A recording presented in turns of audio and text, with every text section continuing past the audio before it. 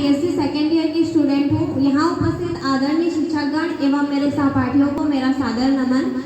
जैसे कि हम जानते हैं, भारत दुनिया का सबसे बड़ा लोकतांत्रिक देश है और इसकी सबसे बड़ी ताकत आम जनता है, जिसे हम मतदाता भी कहते हैं।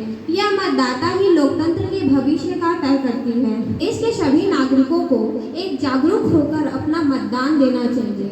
मतदान क्या है? मतदान और मतदान क्यों जरूरी है? कौन कौन दे सकते हैं मतदान? दुनिया का सबसे बड़ा लोकतांत्रिक देश भारत है, ये तो हम ही जानते हैं। इसके लिए सबसे बड़ी ताकत आम जनता है, जिसे देश के सभी नागरिकों को समान अधिकार दिया गया है कि वो अपने मनपसंद प्रतिनिधि का चुनाव कर सकते हैं तथा जिस माध्यम से हम चुनाव करते हैं उसे वोट या मतदान कहते हैं।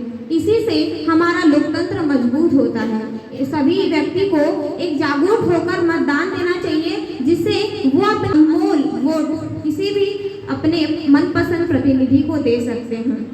भारत निर्वाचन आयोग का हमेशा से यह उद्देश्य रहता है कि भारत के सभी नागरिकों को एक जागरूक होकर हर व्यक्ति को अपना वोट देना चाहिए तथा चुनाव के इस उत्साह में प्रतिभागी लेना चाहिए।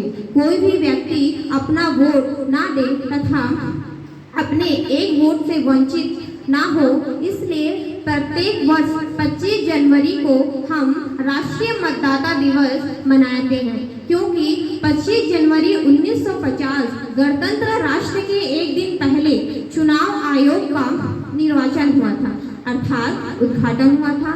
इस राष्ट्रीय मतदाता दिवस का विचार एक आम वोटर कैप्टन चांद ने 2010 में यह सुझाव दिया था, जिसे निर्वाचन आयोग ने इसे स्वीकार करके तथा इसमें सुधार करके 25 जनवरी 2011 को राष्ट्रीय मतदाता दिवस शुरू किया। 2011 से हम लगातार प्रत्येक वर्ष 25 जनवरी को राष्ट्रीय मतदाता दिवस मनाते आ रहे हैं।